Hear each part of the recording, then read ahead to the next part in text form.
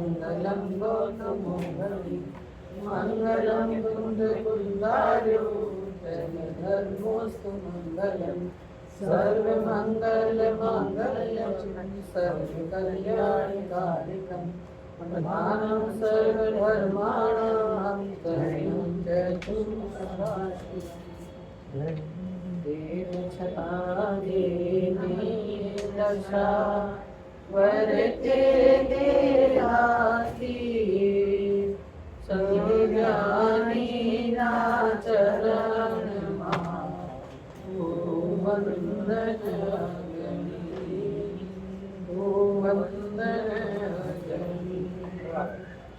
मंगल में मंगल करण विज्ञान नमो ताहि जाते भये अरहंतादि महान मंगल करियो महा ग्रंथ करण के कारण जाते मिले समाज पावे निज पद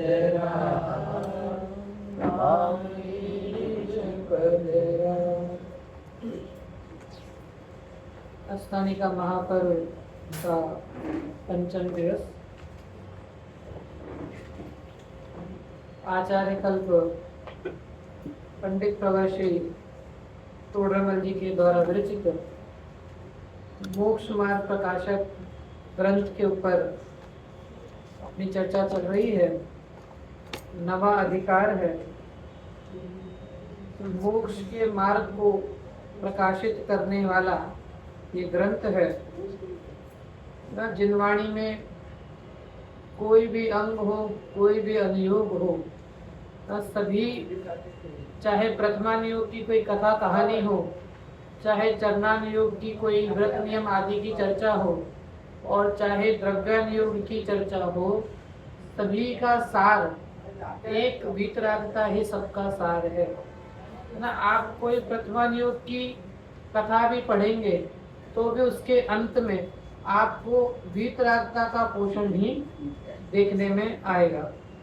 तो ऐसे ही आचार्य कल्प पंडित प्रवासी तोड़रमल जी ने इस मोक्ष मार्ग प्रकाशक के अंदर हम सभी भव्य जीवों को पुण्य के उदय से मोक्ष का मार्ग बताया है ना। कहा जाए आचार्य कुंद ने केवली का काम किया है ना। आचार्य कुंद ने सर्वज्ञ भगवान का मानो कार्य किया हो, अमृतचंद्र आचार्य ने गणधर का कार्य किया हो, और तोड़रमल जी ने आचार्यों का कार्य किया है। नाम लेते ना पंडित आचार्य कल्प श्री तोड़रमल जी। आचार्य कल्प का मतलब कि वो आचार्य तो नहीं थे, लेकिन आचार्यों के जैसा कार्य उन्होंने किया, इसके लिए उन्हें आचार्य कल्प पंडित तोड़रमल जी कहते हैं। जैसे बनारसी दास जी को क्या कहते हैं? कविवर, कविवर पंडित बनारसी दास जी। कविवर मतलब जो कवियों में भी श्रेष्ठ हो ना, जो कवियों में भी श्रेष्ठ हो। तो ऐसे ही ना आचार्य कुंद ने मानो सर्वज्ञ का विरह बुलाया ना। आचार्य कुंद हाँ, इस कली काल में सर्वज्ञ का काम किया, सर्वज्ञ का विरह बुलाया। अमृतचंद्र आचार्य ने उनके गणधर का कार्य किया ना। आचार्य अमृतचंद्र ने उनके गणधर का कार्य किया, तो तोड़रमल जी ने आचार्य सम कार्य किया है। कि जैसे ना, ये तो है ना अपने पुण्य का उदय है कि अपने को इतनी सिंपल लैंग्वेज के अंदर ना, साधारण भाषा में जिनवाणी आपको प्राप्त है। मैंने एक दिन आपको कहा था, अगर हम विचार करें, समय सार की रचना हुई ना, अगर हम विचार करें तो समय सार तो क्या था? वो 415 गाथाएं रूप समय सार था, जो आचार्य कुंद ने मूल लिखा ना, 415 गाथाएं रूप, वो समय सार था।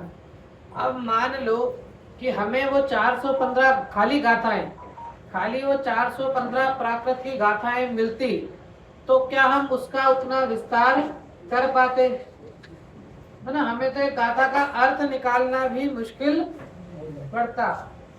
ये तो हमारे पुण्य का उदय कि वो एक तो ग्रंथ हमको अक्षुण मिला, है ना, 415 गाथा वाला ग्रंथ हमको अखंड रूप में मिला। फिर उसके बाद, है ना, आचार्य कुंद तो 2000 साल पहले हुए, है ना, उसके अमृतचंद आचार्य उसके 1000 वर्ष के बाद, है ना, 1000 वर्ष के बाद अमृतचंद आचार्य हुए, जिन्होंने आचार्य कुंद के शास्त्र पर टीका लिखी।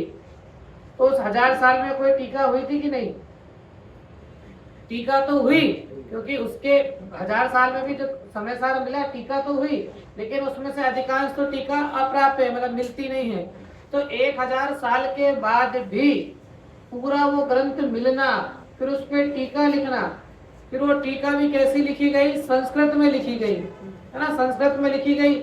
उस संस्कृत टीका का फिर हिंदी अनुवाद होना, है ना, देश भाषा में उसका अनुवाद होना, फिर उस देश भाषा में अनुवाद के बाद भी उसका पहले दूसरी भाषा में था, है ना, देश भाषा में था, फिर देश भाषा में हिंदी में आया, फिर उसकी और टीका हुई, है ना। इतना जा जाकर हमको इतना विस्तार मिला,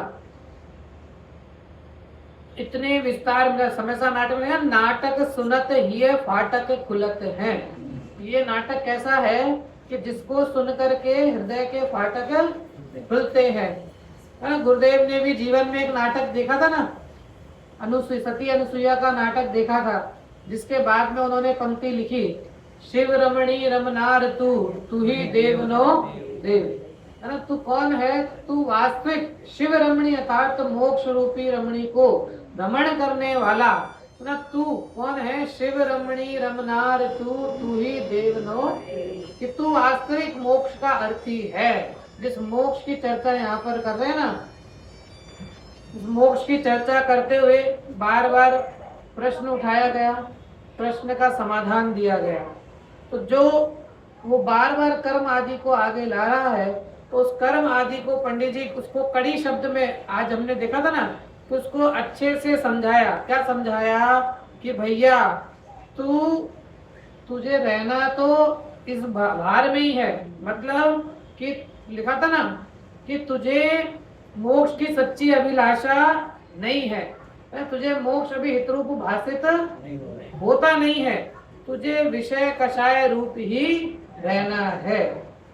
तू जो इतने प्रश्न कर रहा ना, इससे मालूम चलता है, जैसे आपके पास कोई आए ना, कोई समझने के लिए, आप उसको बार बार समझा रहे हैं, लेकिन फिर भी वो बार बार कुछ ना कुछ बोले जा रहा है, तो इसका अपन लास्ट में नहीं, भाई तुम्हें समझ में नहीं आएगा, तुम समझना चाहते ही नहीं हो, है ना।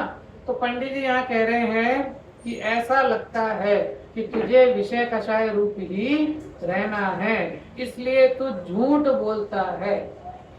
तू जो मोक्ष को हितरूप बोल रहा है ना, वो तू झूठ बोल के, मतलब देखा देखी मोक्ष को हितरूप कहता है। क्योंकि अगर तू मोक्ष को हितरूप जाने तो तू उसका उद्यम किए बिना नहीं रहे, है ना। जहाँ पे अपन ने छोड़ा था उसकी अंतिम पंक्ति से प्रारंभ करते हैं।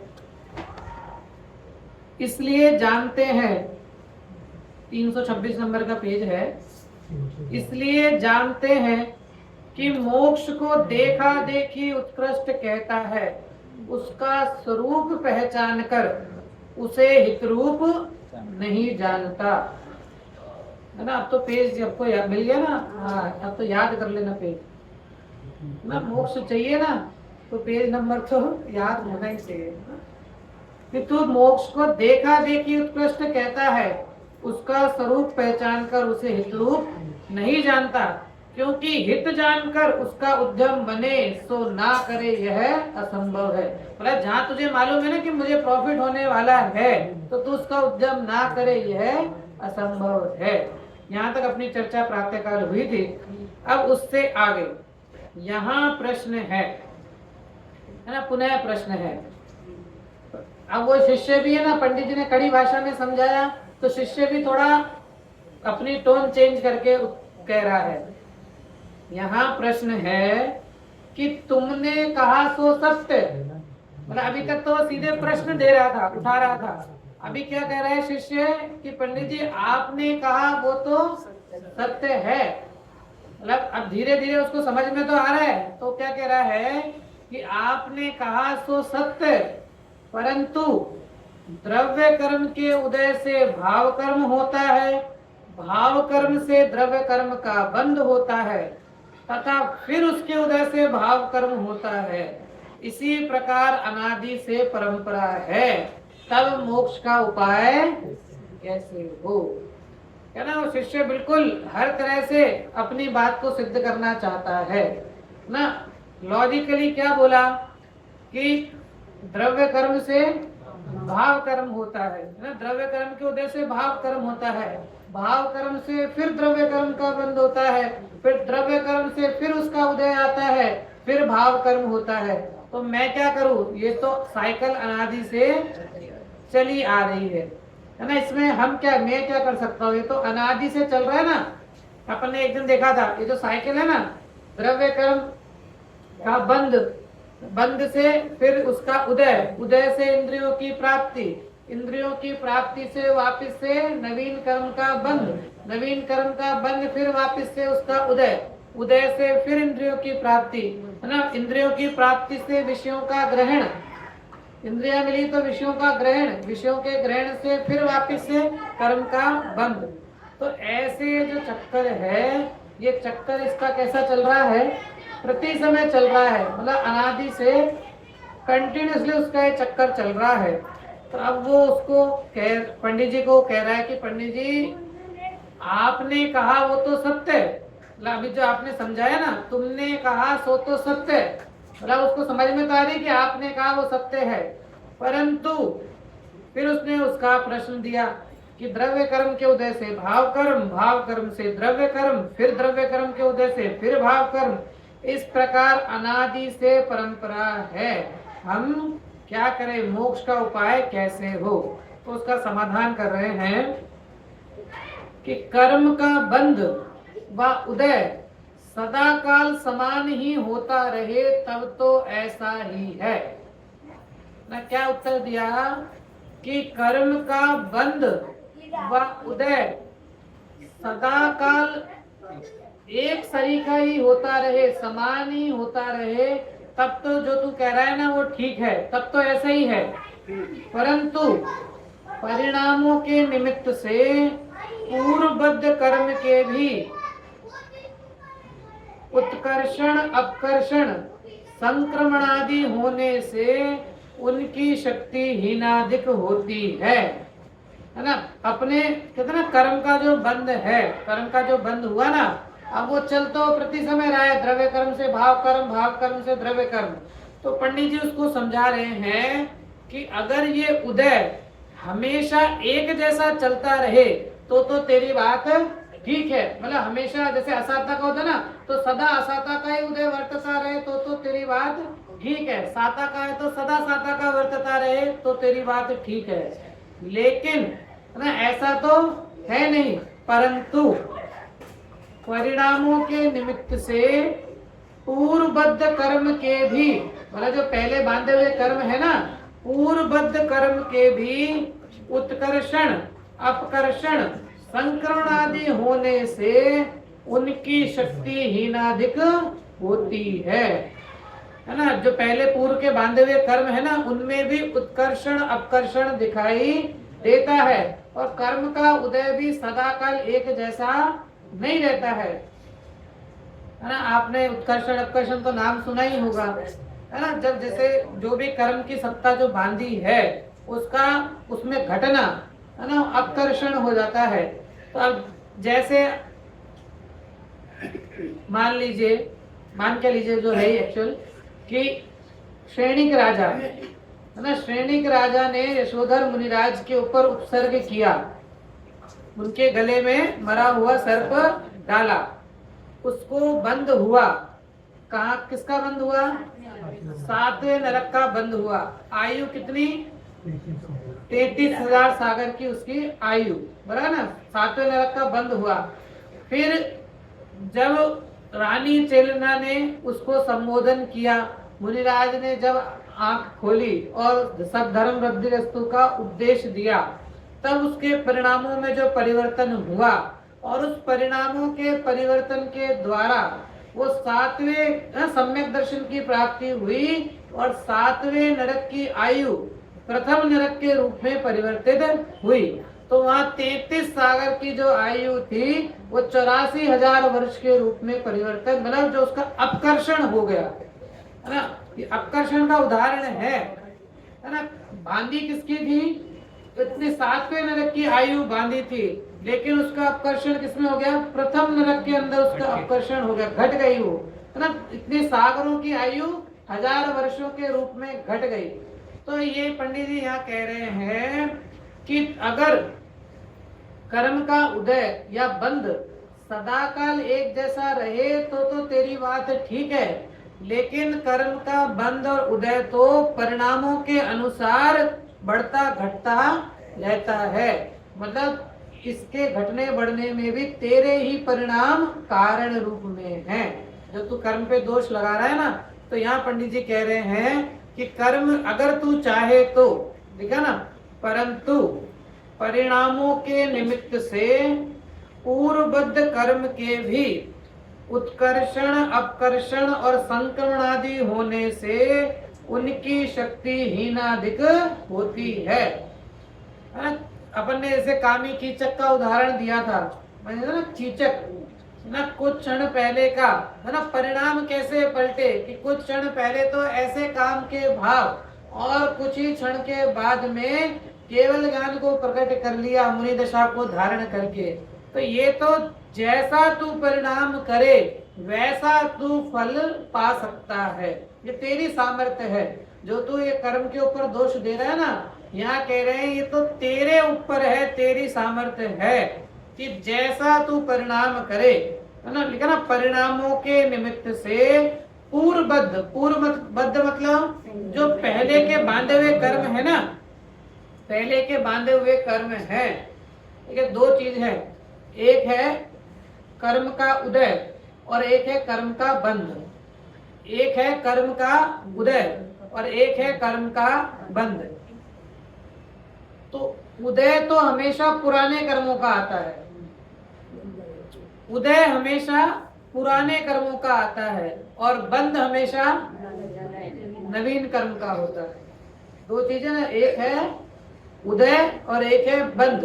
तो उदय तो हमेशा पुराने कर्म का, मतलब जो पहले बांधे हुए कर्म हैं उन कर्मों का उदय आता है, और बंध हमेशा नवीन कर्मों का होता है ना। अब इसमें जो कहा द्रव्य कर्म और भाव कर्म, है ना, दो प्रकार के जो कर्म बताए, द्रव्य कर्म भाव कर्म, 9 कर्म को हटा दो अभी, द्रव्य कर्म और भाव कर्म। तो द्रव्य कर्म में तो आ गए पूरे 8 कर्म, है ना। द्रव्य कर्म में तो क्या आ गया? ज्ञानावरणी, दर्शनावरणी, वेदनीय, मोहिनीय, अंतराय, आयु, नाम, गोत्र, ये 8 कर्म किसमें चले गए? द्रव्य कर्म की श्रेणी में। अब आती है चर्चा भाव कर्म की। तो भाव कर्म किसे कहते हैं कि द्रव्य कर्म के निमित्त से, है ना, जीव का अपने परिणामों को विकारी करना, मतलब द्रव्य कर्म के द्वारा, द्रव्य कर्म के निमित्त से जीव के परिणामों में राग देश का भाव होना, ये उसके भाव कर्म है ना। तो इसके अंदर द्रव्य कर्म तो ये 8 हो गए, और उनके निमित्त से होने वाला जो कर्म है वो भाव कर्म है। तो ऐसे ही जब ये भाव कर्म की सत्ता का नाश होता है ना, उसमें 2 भाव, एक है ज्ञाता भाव, एक है ज्ञायक भाव और एक है भावक भाव, है ना। समय सार के अंदर चर्चा आती है, एक है ज्ञेय भाव, एक है ज्ञायक भाव और एक है भावक भाव। ज्ञेय भाव, ज्ञायक भाव और भावक भाव। ज्ञेय भाव तो ये जो घड़ी है, ये जो घड़ी है ना, ये जो मेरे ज्ञान में आ रही है ना, मेरे ज्ञान का क्या बन रही है? ये बन रही है। तो ये तो है ज्ञेय भाव में। अब जो मेरा इस ज्ञेय के साथ में जुड़ान हुआ, इस ज्ञेय के साथ में जो मेरा जुड़ान हुआ कि ये घड़ी किसकी है? मेरी है। तो जब मुझे मोह राग के जो परिणाम हुए, इसको ज्ञेय को देख करके, ज्ञेय के निमित्त से जो मेरे परिणाम हुए वो है भावक भाव, है ना। इस वस्तु को देख करके जो मेरे मोह राग देश के परिणाम हुए वो है भावक भाव। और इन दो सभी अवस्थाओं में जो सदा काल त्रिकाली रूप से रहता है, जो शुद्ध रहता है, वो है ज्ञायक भाव। वो भाव कौन सा है? ज्ञायक भाव। तो ये जो तीन प्रकार के जो भाव बताए, है ना, मैं जीव जो है वो कर्म आदि की सत्ता के साथ रहते हुए भी उनसे भिन्न है। हाँ, थोड़ा गंभीरता से सोचना। नींद तो नहीं आ रही है? हाँ, थक तो नहीं गए? नहीं, बहुत दिन हो गए ना, आज 5 6 10 प्रवचन हो गया, थकान आ गई ना। ये तो कहते ना, प्रवचन तो ऐसा है, स्वाध्याय तो ऐसा है कि 1 घंटे का स्वाध्याय सुन के पूरे दिन की थकान उतर जाए, है ना। जिनवाणी तो ऐसी, हाँ,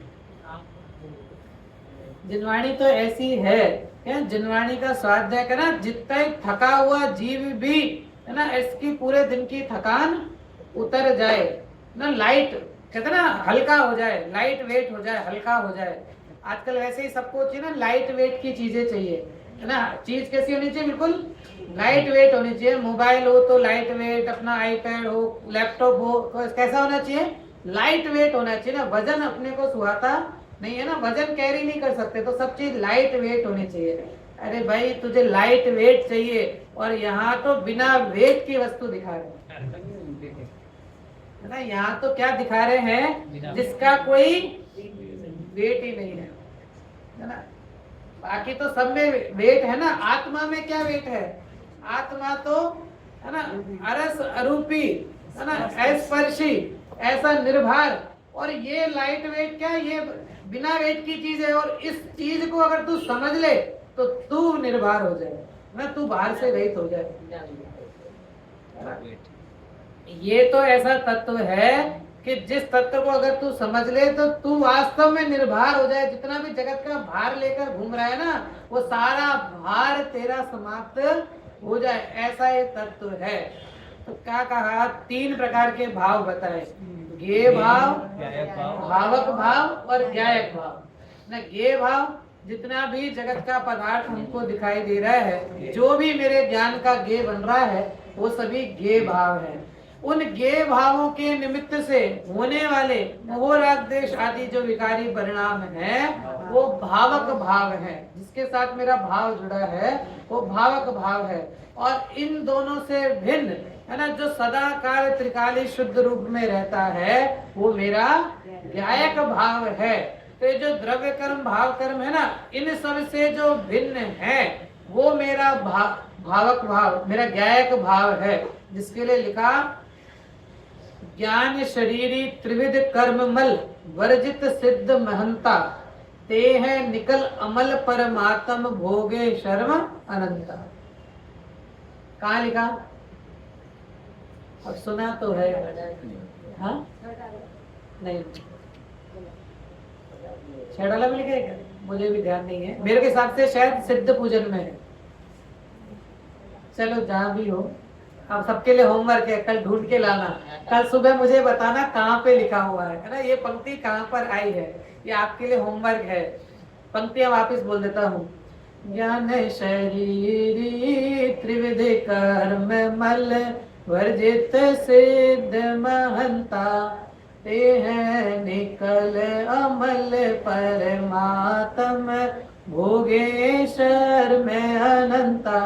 कि कैसे है सिद्ध भगवान? ज्ञान शरीरी, सिद्धों के शरीर होता है कि नहीं होता? नहीं, बिल्कुल छूटते ही नहीं होता। अरे क्या कह रहे हैं? सिद्धों के कौन सा शरीर है? ज्ञान शरीरी, है ना। और कहो, मुनिराज रात में भोजन करते हैं क्या? अरे क्या भैया, हम लोग रात में भोजन नहीं करते, आप कह रहे हो मुनिराज रात में भोजन करते हैं कि नहीं करते? विचार है ना। लिखा नियम सार में, मुनिराज तो नित्यानंद के भोजी होते हैं। किसके भोजी होते हैं? नित्यानंद के भोजी होते हैं। और वो प्रति समय, है ना, चाहे रात्रि का काल हो, है ना, प्रति समय इस आत्मा के आनंद का भोजन करते हैं, नित्यानंद भोजी होते हैं। ऐसे वाला भोजन मत लगा लेना कि भाई बाहर का भोजन करते हैं, हाँ वो वाला नहीं। हाँ, तो क्या कहा कि सिद्ध भगवान कैसे हैं? ज्ञान शरीरी, जिनके ज्ञान रूपी शरीर जिनका शेष है, मतलब ज्ञान ही जिनका शरीर है, ज्ञान शरीरी त्रिविध कर्ममल, 3 प्रकार के कर्ममल से जो रहित हैं, ना, द्रव्य कर्म, भाव कर्म, नौ कर्म, इन 3 प्रकार के कर्ममल से जो रहित हैं, त्रिविध कर्ममल वर्जित सिद्ध महंता, जो महंत है अर्थात जो जगत के सबसे श्रेष्ठ पुरुष हैं, और ते हैं निकल, जो निकल मतलब ये तो आपने पढ़ा होगा ना बाल बुद्ध के अंदर, निकल परमात्मा सकल परमात्मा, है ना, जिसका शरीर है वो सकल परमात्मा, जिसका निकल अर्थात जो शरीर से रहित है वो निकल परमात्मा। ते हैं निकल अमल अर्थात सब तरह के दोषों से रहित, ते हैं निकल अमल परमात्म, ऐसे परम पद को जिन्होंने प्राप्त किया, ऐसे परमात्मा जो है, ते है निकल अमल परमात्म भोगे शर्म अनंता। लिखा क्या? भोगे शर्म अनंता। तो शर्म मतलब, शर्म मतलब वो वाली शर्म नहीं है जो हमें शर्म आ जाती है ना। शर्म मतलब है यहाँ आनंद, शर्म मतलब है समता रस का पान, शर्म मतलब है अलौकिक आनंद की शांति का अनुभव, है ना। प्रति समय जो स्व संवेदन के अंदर जो ज्ञान चल रहा है उसको लिखा भोगे शर्म अनंता, कि ऐसे आत्म शांति को अनंता, अनंत काल तक भोगने वाले हैं। कब तक भोगने वाले हैं? अनंत काल तक। क्योंकि तो ऐसी है ना कि जो एक बार सिद्ध पर्याय जो एक बार प्रकट हो गई तो वो कैसे रहने वाले हैं, है ना। रही है अनंतानंत काल यथा तथा शिव परिणय, कि कैसे रहने वाले हैं, जैसे हो गए ना रही है, अब कैसे रहने वाले हैं, रही है अनंतानंत काल, कि अब तो अनंतों काल तक वो ऐसे के ऐसे रहने वाले हैं। उत्पाद बिना का वह और वह बिना का उत्पाद, है ना। ऐसा प्रति समय आनंद का भोजन करने वाले जो सिद्ध भगवान हैं, जिन्होंने द्रव्य कर्म भाव कर्म का नाश किया। तो यहाँ पंडित जी वही समझा रहे हैं कि अनंत सिद्ध हुए। तू कहता है ना कि द्रव्य कर्म से भाव कर्म, भाव कर्म से द्रव्य कर्म है, तो मोक्ष कैसे होगा? तो पंडित जी उसको कह रहे हैं कि जो अनंत सिद्ध राशि है ना, ये बतला रही है कि उन्होंने भी इन कर्मों का नाश किया है, कि ये कर्म सदा काल एक जैसे तेरे रहते नहीं है। तू चाहे, लिखा ना, कि तू चाहे तो पूर्वबद्ध कर्मों में भी उत्कर्षण अपकर्षण संक्रमण कर सकता है ना। उनका उदय भी मंद तीव्र होता है। आगे लिखा, उनके निमित्त से नवीन बंध भी मंद तीव्र होता है ना। जो तेरे परिणाम हैं, अब जैसे वो कर्म उदय में आए, अब कर्म के उदय में मैं उस जाति रूप नहीं परिणमा, तो अब जो नवीन कर्म का बंध होगा वो मेरा मंद ही होगा, है ना। कर्म का उदय आया लेकिन मैं कर्म के उदय में परिणमित नहीं हुआ, उसके साथ में इंडल्ज नहीं हुआ, तो जो नवीन कर्म बंधेगा वो मेरा उस जाति का नहीं बंधेगा। तो वो पंडित जी समझा रहे हैं कि उनके निमित्त से नवीन बंध भी मंद तीव्र होता है। इसलिए संसारी जीवों को, किसकी चर्चा है? संसारी की, मतलब हम तो मुक्त हो गए ना। किसकी चर्चा है? हमारी चर्चा। इसलिए संसारी जीवों को कर्मोदय के निमित्त से कभी ज्ञानादिक बहुत प्रकट होते हैं, कभी थोड़े प्रकट होते हैं। हम देखा ना, कभी किसी कोई बच्चे को तो एक बार में अकलंग निकलंग का नाम आपने सुना ही है, ठीक, किसी को एक बार में याद हो जाता है, किसी को 2 बार में याद होता है, किसी को आप बार बार कराओ तो भी याद नहीं होता है ना। ये तो जीव की अपनी अपनी कर्म की व्यवस्था है ना। जीव की तो अपनी अपनी कर्म की व्यवस्था है। मैं घर से ना, आज मेरा एग्जाम था, मैं घर से वो क्वेश्चन इतने अच्छे से रट कर गया था, बिल्कुल रट कर गया था कि मैं अभी लिख सकता हूँ, लेकिन जब एग्जाम का पेपर सामने आया मैं वो क्वेश्चन भूल गया। और जैसे ही एग्जाम सेंटर से बाहर निकला वो अरे इसका तो आंसर ये तो सहज परिणमन है ना। ये जैन धर्म ये सिखाता है, निराकुलता सिखाता है।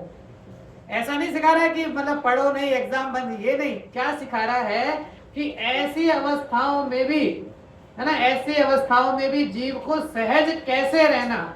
नहीं तो सबको, है ना, अभी थोड़े टाइम पहले जब रिजल्ट निकले थे ना तब न्यूज आई, एक बच्ची को 98% आया, उसके बाद उसने सुसाइड कर ली। 98% आने के बाद भी सुसाइड कर ली। क्यों कर ली? क्योंकि उसको था कि मेरी 99% से नीचे नहीं आ सकती। नहीं, ये इसके लिए जैन धर्म की महिमा आनी चाहिए कि भाई अगर हमने बचपन से बच्चों को ये नहीं सिखाया, निराकुलता नहीं सिखाई, हर तरह की परिस्थिति के अंदर क्रमबद्ध का ज्ञान नहीं सिखाया, हर तरह की परिस्थिति में धर्म का सहारा नहीं दिया, अवलंबन नहीं दिया, तो आजकल की स्थिति बहुत भयावह है ना। इसके क्यों 98 कोई कम नहीं थे। 98 मतलब पुराने लोगों से पूछा जाए तो 98 मतलब ना, पहले तो 60-65 आ जाते थे तो लोग फर्स्ट क्लास, है ना, 65 आ गया तो बस मतलब पूरे उसमें आप ही टॉप थे 65-70 पे भी। लेकिन आज की स्थिति ऐसी है कि 98 आने के बाद भी जीव को ऐसा लगता है, क्योंकि रेस चली है ना, रेस लग रही है ना, सब लोग रेस में बस दौड़ लगा रहे हैं।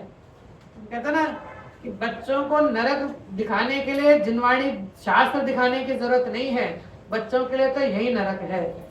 यही नरक है मतलब अब बेचारा सुबह 6 बजे उठेगा, है ना, 7 बजे से स्कूल जाएगा, आएगा स्कूल से 2 बजे, है ना, खाना खाया नहीं खाया कि बेचारे को फिर ट्यूशन जाना है, ट्यूशन से आया भागा दौड़ा, कुछ खाया नहीं खाया, फिर आप उसको म्यूजिक क्लास, डांस क्लास, ये क्लास, वॉलीबॉल, फुटबॉल, स्केटिंग, जितनी भी क्लास हो, कराटे, है ना, जितनी भी क्लास हो, वहां तक पूरे दिन। कहते ना बच्चों को इसके लिए उनको नरक कहीं बाहर नहीं दिखाना है, उनके लिए तो यही नरक है ना। उनको कहते हैं यहाँ तो तू फीस देकर कराटे सिखा रहा है, वहां तो बिना फीस के प्रति समय कराटे चल रहे हैं।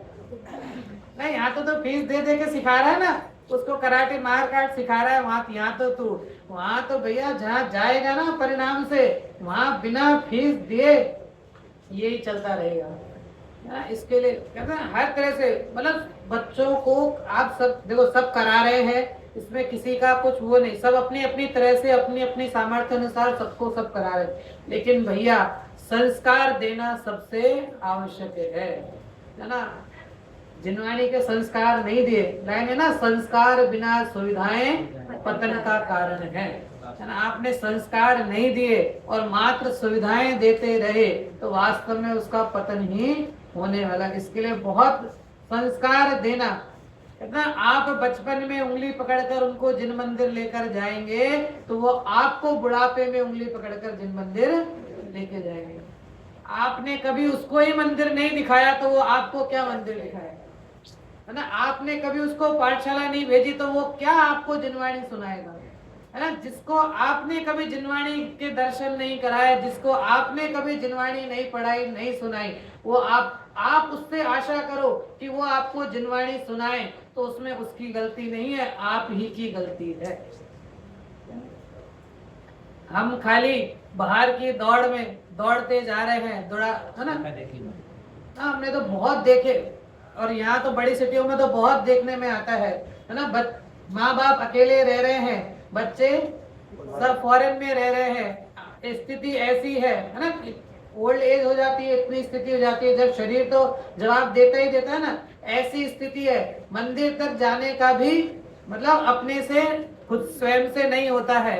अब क्या करें, धन है, नौकर रख लिया है, अब वो नौकर तो क्या करेगा, है ना। कहाँ आपको जिनवाणी सुनाएगा, कहाँ आपको धर्म कराएगा, क्या कराएगा ना। तो इसके लिए ध्यान रखना भैया ना, अंत का तो विचारना ही नहीं कि अंत में जाकर धर्म करूंगा। ये तो समय अभी मिला है, अभी अवसर है, चेत जा तो चेत जाने, तो अंत का तो किसको भरोसा, है ना। इसके लिए तुझे जो कर्म आदि के ऊपर भी डाल के बैठा है ना, पंडित जी कह रहे हैं किसी तरह का बहाना नहीं चलेगा। तो जितने भी बहाने दे रहा है ना, हमें तो किसी तरह का बहाना नहीं चलेगा। लिखा ना, अगर तू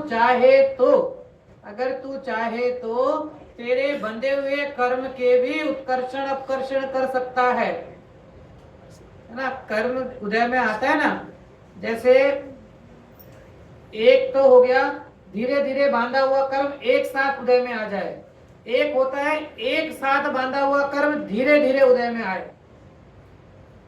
और आसान करो, आप बैंक में एफडी जमा कराते हैं, बैंक में एफडी कराते हैं ना, तो पैसा आप एक साथ जमा करा रहे हैं।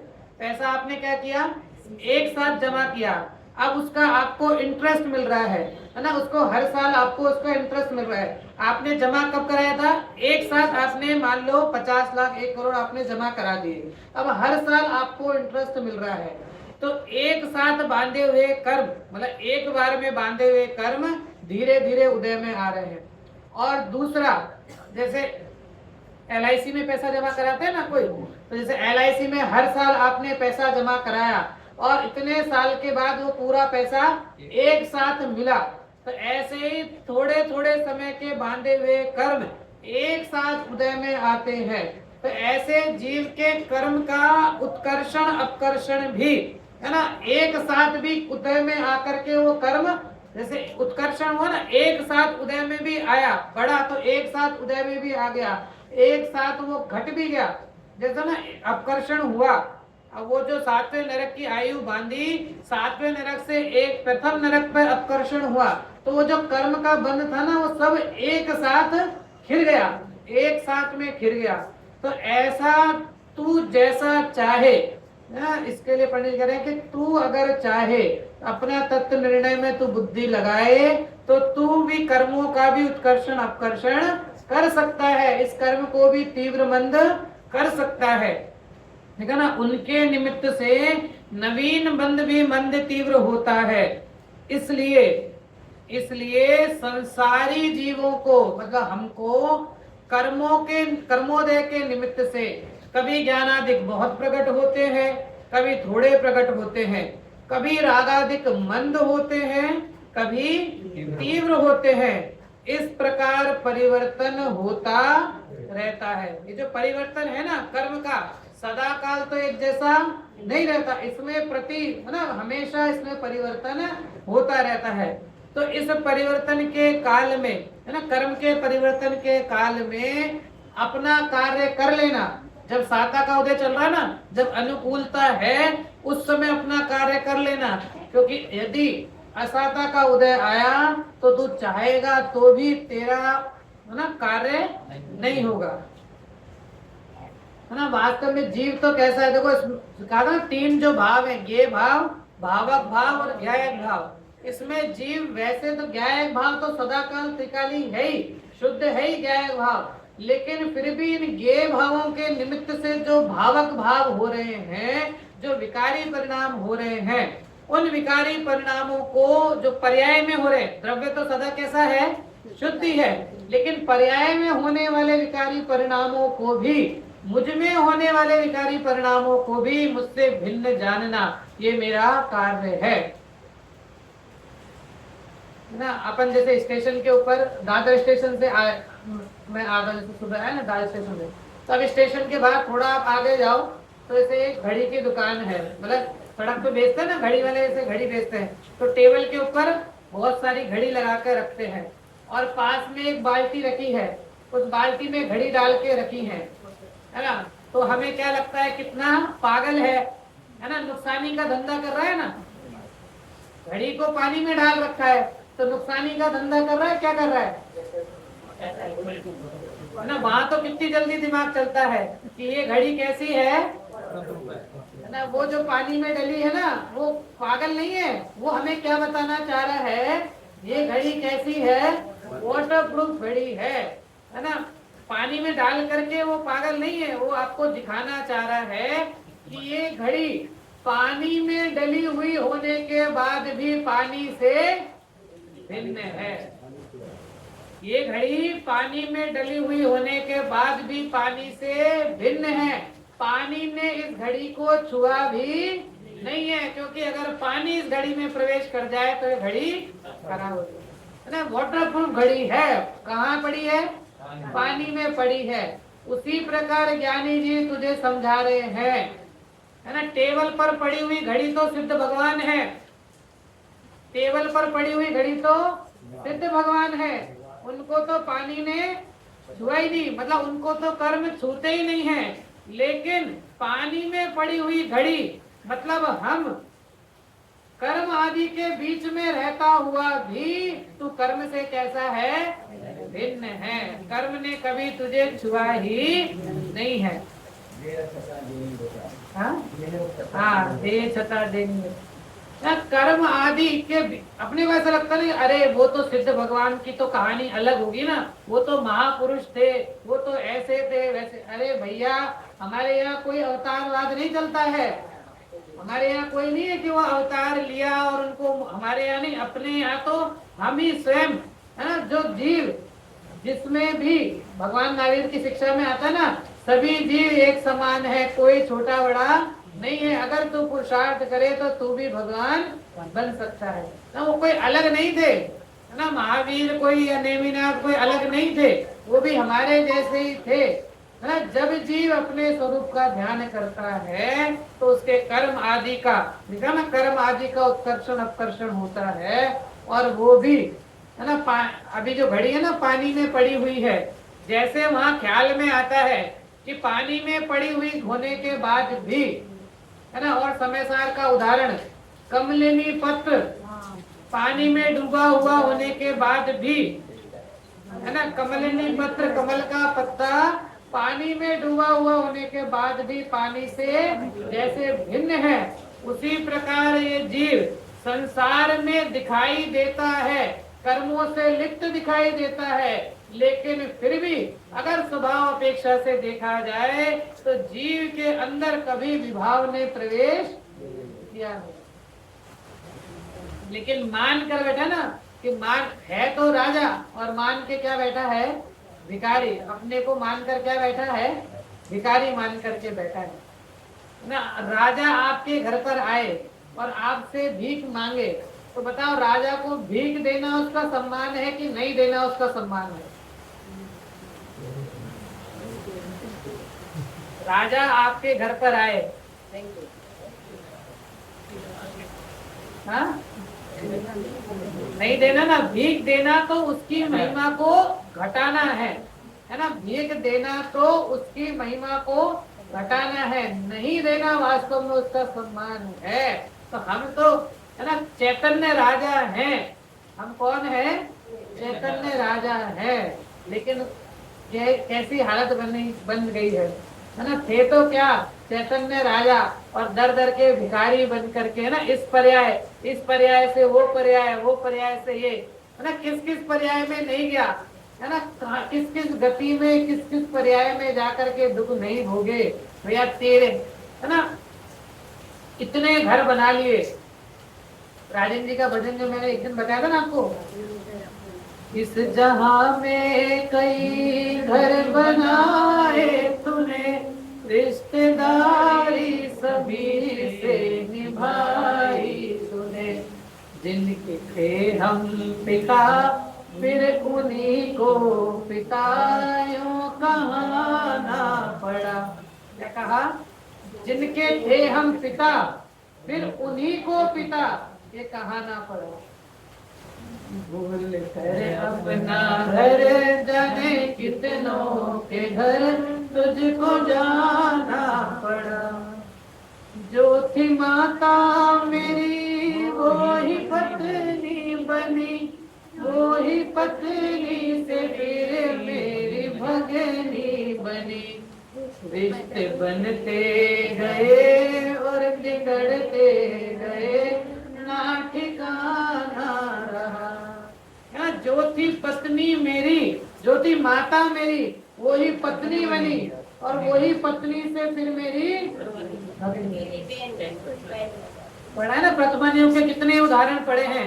कुछ एक भव पहले जो मेरी माँ थी, अगले भव में वो उसकी पत्नी बन गई, किसी की पुत्री बन गई, किसी की बहन बन गई, है ना। कितना, ये तो अलग अलग पर्याय की अवस्था ना। तो इस जहां में तूने इतने घर बनाए, हर जीव से तूने इतने संबंध बनाए हैं कि भैया इन संबंधों में अब कुछ नया नहीं है। अब तो ना इन संबंधों से क्या हो, अब तो इन संबंधों से बस हो ना, बस हो ना, कहते थे ना कि अब तो बस हो, अब तो हमने सब देख लिया, अब तो कहीं अच्छा नहीं लगता है। निज घर बिना विश्राम नाही, है ना, अब तो अपने घर के बिना और कहीं विश्राम नहीं लगता है। तो उस घर का मार्ग पंडित जी बार बार झकझोर करके तुझे बता रहे हैं कि तू अगर सत्य निर्णय करे तो वास्तविक मार्ग को प्राप्त कर सकता है।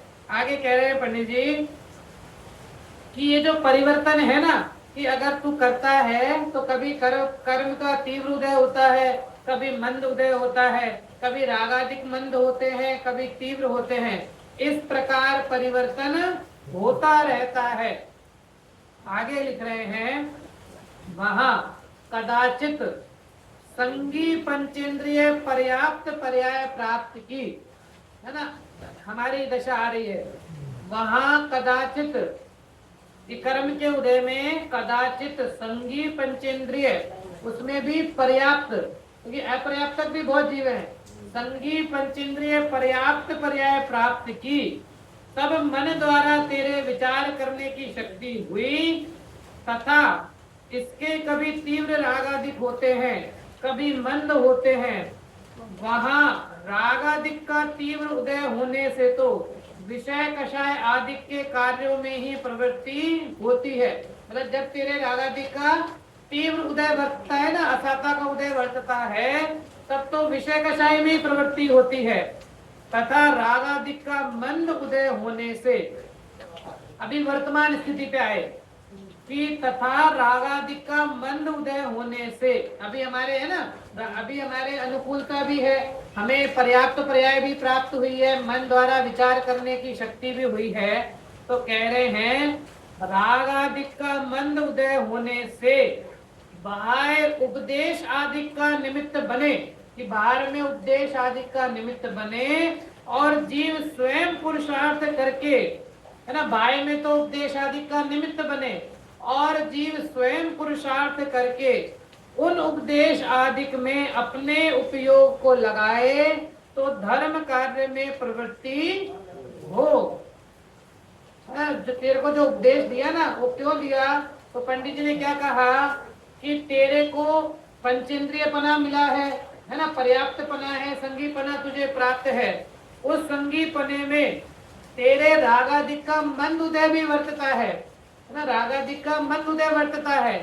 तो इस काल के अंदर यदि तुझे बाह्य उपदेश आदि का निमित्त मिले और उस निमित्त से तू स्वयं पुरुषार्थ करे, उन उपदेश आदि में उपयोग को लगाए, तो तेरी धर्म कार्यों में प्रवृत्ति हो, और निमित्त ना बने, वह स्वयं पुरुषार्थ ना करे, तो अन्य कार्यों में ही प्रवर्ते, है ना। अभी राग आदि का मंद उदय है, वहां अगर तू अपना कार्य नहीं करेगा तो राग आदि के अंदर ही, है ना, निमित्त ना बने और स्वयं पुरुषार्थ ना करे, तो अन्य कार्यों में ही प्रवर्ते, परंतु मंद रागादिक सहित प्रवर्ते। ऐसे अवसर में उपदेश कार्यकारी है।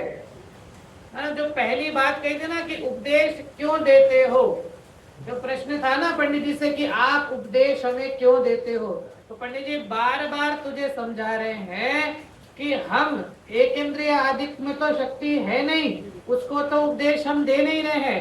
तेरे अंदर तो तुझे पंचेंद्रिय पना मिला है, पर्याप्त संज्ञा है, मन मिला है, तेरे विचार करने की शक्ति हुई है। तू जहाँ उपयोग लगाना चाहे वही तू उपयोग को लगा सकता है, समझ सकता है।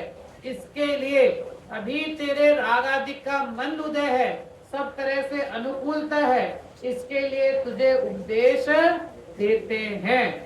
ऐसे अवसर में, मतलब ऐसी दशा में उपदेश कार्यकारी है। मैंने कहा था ना प्रातः काल कि किसी के असाता का उदय वर्त रहा हो, है ना, किसी के घर में किसी की डेथ हो गई, घर में कुछ नुकसान हो गया या बहुत ज्यादा कुछ, और उस समय जाकर आप उसको सुनाओ, है ना, तो उसको उस समय वो चीज ख्याल में नहीं आएगी, क्योंकि अभी उसके असाता का उदय वर्तता है। तो अभी जब तेरे रागादिक का मन उदय है, साता का उदय है, सब तरह से अनुकूलता है, उस समय अगर तू उपदेश के अंदर अपना पुरुषार्थ लगाएगा तो तेरा मोक्ष रूपी कार्य सिद्ध होगा। नहीं तो संसार की भटकन में तो भटक रही है ना। इस विषय को भोगा, इस विषय में सुख नहीं मिला तो फिर दूसरे विषय की तरफ गया, है ना। दूसरे विषय में सुख नहीं मिला तो तीसरे की तरफ गया, है ना। ऊल में से चूल में जाना। बच्चों, सदाचार का जो चैप्टर है बालबोध के अंदर, उसमें कथा आती है कि एक भट्टी जल रही थी, है ना। भट्टी के अंदर, भट्टी तो समझते हैं ना, हलवाई के, उसके ऊपर कढ़ाई रखी हुई थी, कढ़ाई के अंदर गरम तेल रखा। अब उसके अंदर ऊपर से कोई जीव, छिपकली मान लो कि वो गिरी। अब जैसे ही उसमें गिरी तो गिरते ही क्या लगा, वो तेल गर्म लगा, तो जैसे ही गिरी वैसे छटपटाकर उछली, और जैसे ही उछली, मतलब वहां से दूर हटने के लिए उछली ना, जैसे उछली तो वहां से निकल करके नीचे जो भट्टी जल रही थी उस भट्टी के अंदर ऊल में से चूल में।